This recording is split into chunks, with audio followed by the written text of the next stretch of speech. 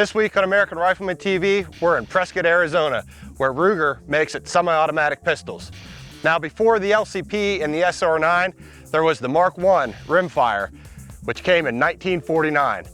Since then, the Mark I has evolved into the Mark II and the Mark III series, as well as grown to include dozens of variations, like this 2245 Light that I have here. We're gonna have some fun with these rimfires here at Gunsight, and we're gonna go inside the Ruger factory to see how they're made. Well, you know, with Ruger rimfire, actually in 1949, the Mark I started the whole Sturm Ruger company with the launch of the Mark I pistol that Bill Ruger came out with.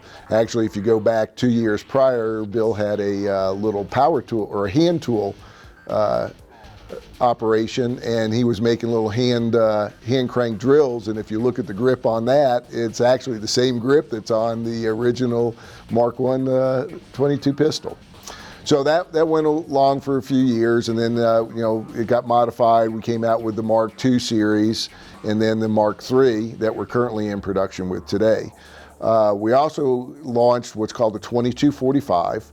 And that was done because a lot of people were shooting the 1911 and they wanted to have a handgun that it didn't cost a fortune for the ammo. So with the 2245, it actually mimics the 1911 grip with the same angles and pretty close to the same grip style that's on the 1911. Rimfire pistols are such an intrinsic part of Ruger's heritage. I mean, Bill Ruger started the company with the Mark series pistol.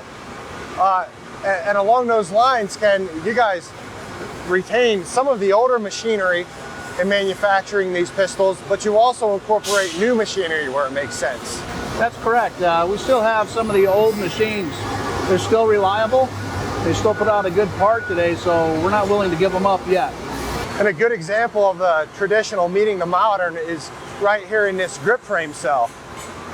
Take us through that process. We start off with two stampings. They come from a vendor.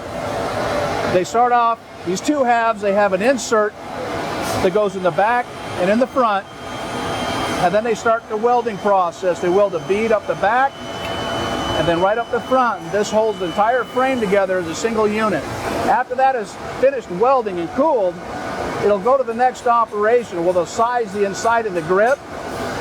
Then it'll go to the first machining operation, which is the twin mill behind me, where they'll actually machine the saddle cuts on the top of the frame to allow for the barrel to seat down inside the frame.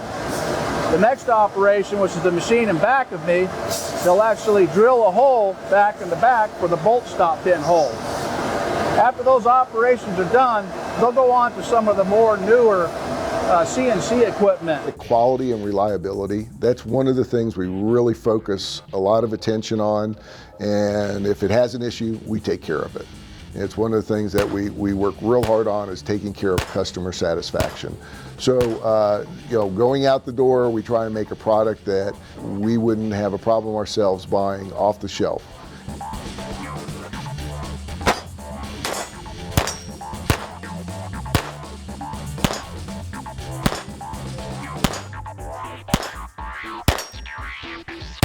Like the entire Mark series family, the 2245 Light is a blowback operated semi-automatic. But there's a couple key features that separate it from the rest of the line.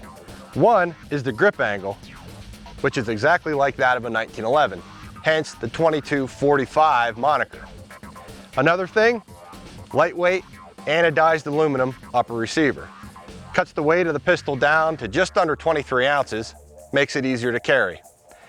The third point, the 2245 Light has a polymer grip frame with replaceable grip panels.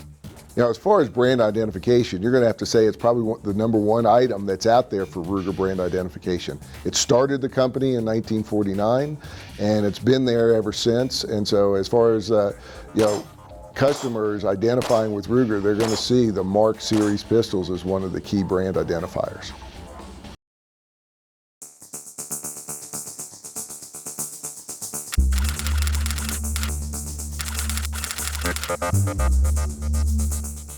Of course, there's nothing wrong at all with thinking about Mark series pistols as plinkers, but these pistols are so accurate that they're also great for competition and hunting.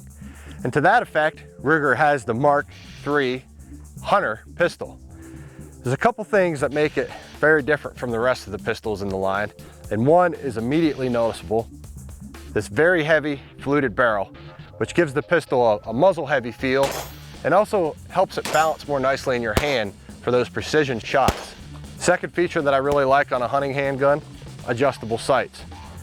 The Mark III Hunter takes it up one more step and gives you a highly visible fiber optic front sight.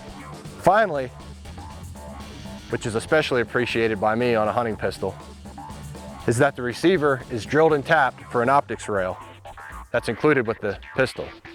Imagine putting a red dot optic on this baby. The squirrels wouldn't hardly stand a chance.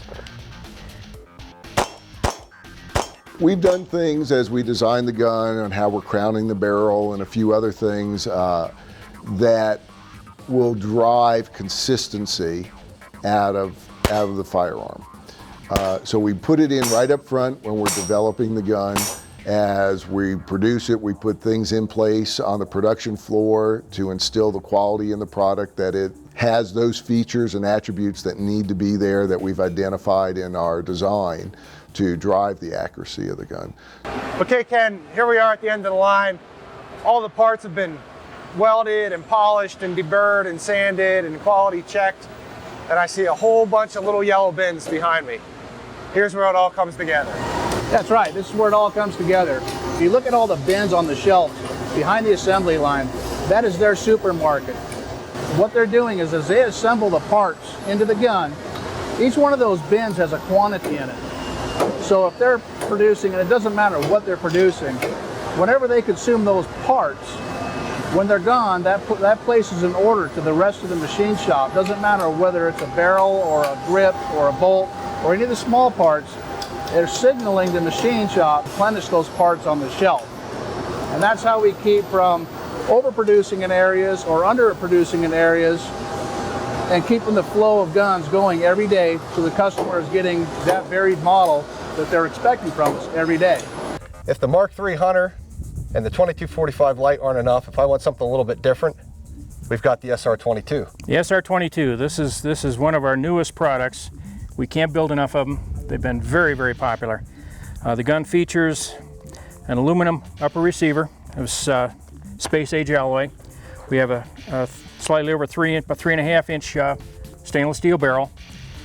The frame is a polymer, virtually indestructible. We have 3-dot sights, which are very nice for beginner shooters. They can line up 3 dots right on target. We have a number of safety features on the gun. One is the decocker. When the safety is actuated downward, it actually decocks the pistol. The gun cannot fire. When it's up and we have a magazine in the gun, we can go ahead and fire. Now, there's also a magazine disconnect, that without the magazine in the gun, no matter what we do, we can't fire the pistol. Very, very safe gun to handle. Very nice gun for young shooters to learn with. It's very lightweight. And one advantage of the gun, I can demonstrate this, is we have removable grip handles for different hand sizes. It comes with 2, one for slim, one for stouter hands.